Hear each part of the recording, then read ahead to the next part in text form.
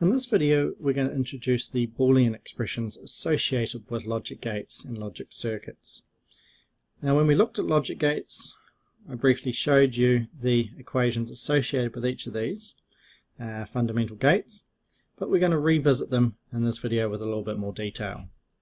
So, for example, the most simple use of Boolean expressions is to describe a logic gate circuit. Right, in this case we're going to start with the simple gates themselves. So this is an AND gate, inputs A and B and output Q.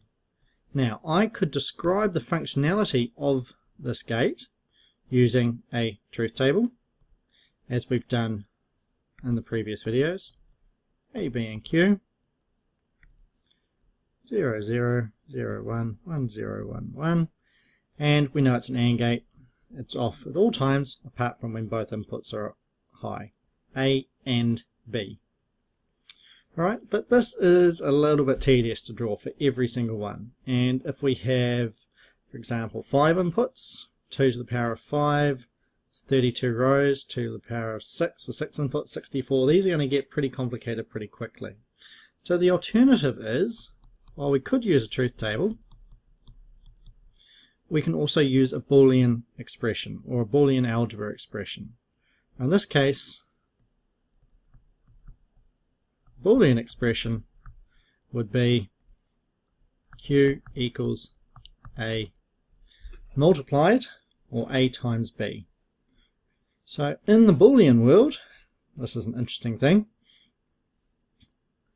We're going to write down, I'll just quickly write down the rules here.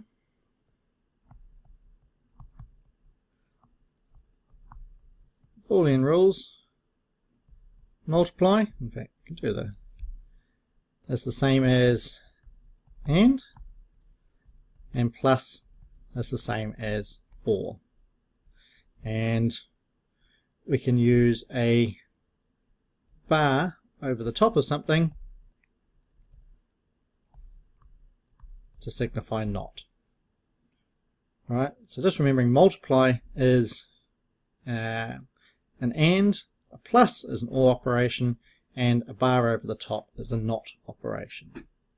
So, correspondingly for an OR gate, once again, rather than drawing out the truth table for this to describe the functionality, I could go Q equals A plus B, where we're not literally adding them together, but we're using the OR rather than the normal mathematical form of it. Right? Both Q equals A and B and Q equals A or B fully describe the functionality of this gate, okay, as does the truth table, but it's a lot more compact and it's a lot easier to perform other useful operations like simplification from the algebraic form than it is from a truth table. So let's have a look at a slightly more complex example.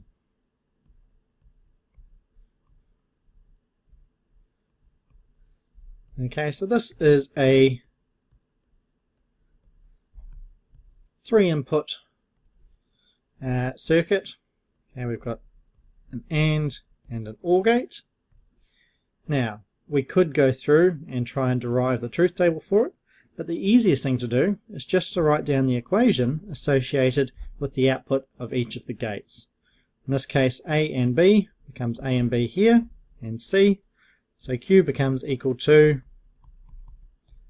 A and B or C. Right, so a much easier way than having to go through and create the associated truth table. Let's do an example. We're going to do what's known as the majority counter example. And the majority counter basically has, if 2 or more of 3 switches are pressed, it could be in a game show or in a voting situation, then the buzzer sounds.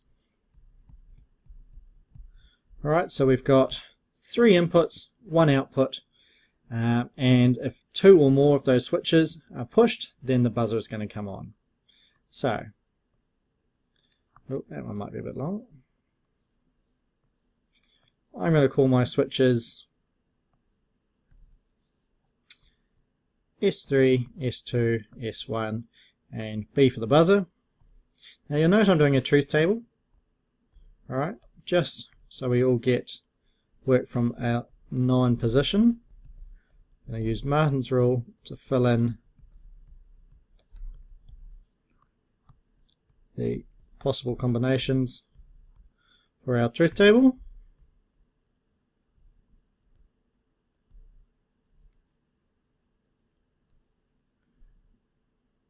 Alright, and so in this case we get if 2 or more of the switches, so this one, this one, this one, and this one, these ones are all zeros.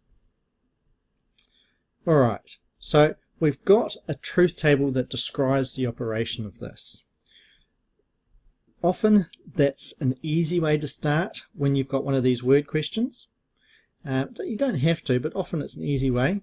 But typically the step you want to do next, after you've got the truth table, is then to write out the Boolean expression associated with that truth table. Right. You can go straight to the Boolean if you can see it that way, that's fine, but often it's better to go for this way. Alright, in this case,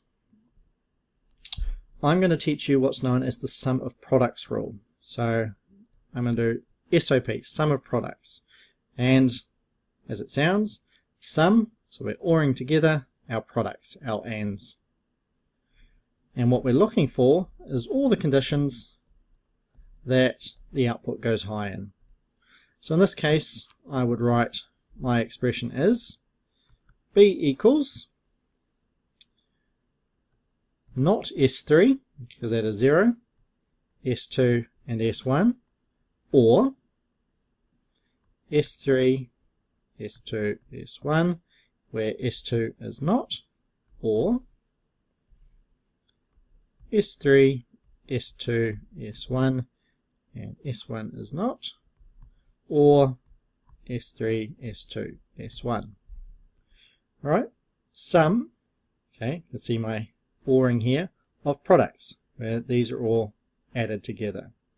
Right, and so that would be an equivalent expression for this particular circuit. It may not be the most efficient one, which we're going to look at in the next video, but it is certainly a valid expression for this particular problem.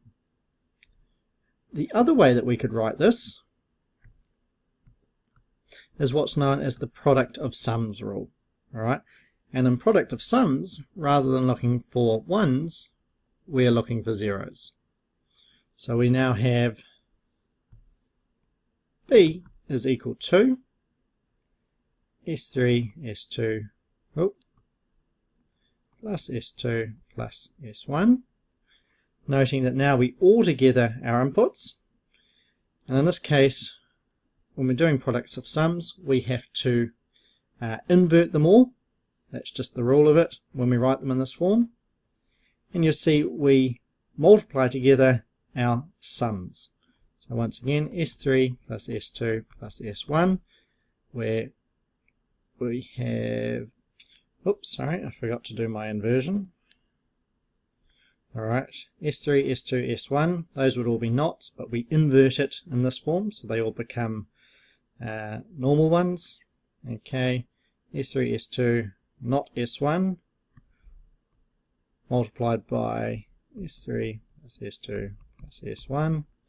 Next row, we get the opposite, so 0, 1, 0 becomes 1, 0, 1, effectively, plus S2 plus S1. In this case we have S3 plus S2 plus S1. Okay, so for this application, truth table that describes the operation, I've given you one Boolean expression using the sum of products form, and I've given you a second one using the product of sums. What you'll note from this is that there are multiple expressions for the same problem.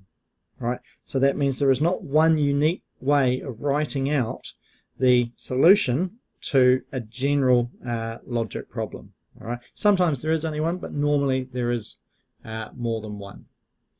So what you'll find now is that you can write for a truth table or a logic circuit, or even a specification, you may be able to write down an expression using Boolean algebra to be able to, or you're just using Boolean and logic expressions to be able to describe the functionality of that circuit.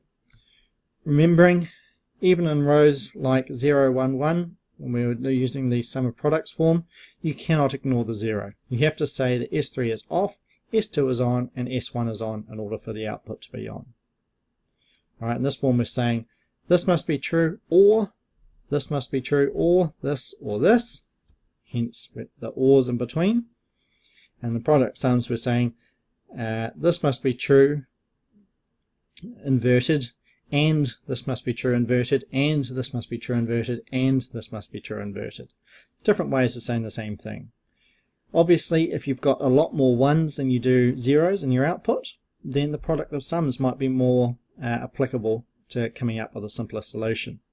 Right? Correspondingly, if you have a lot more zeros than you have ones, then the sum of products might be a better way to write that circuit out.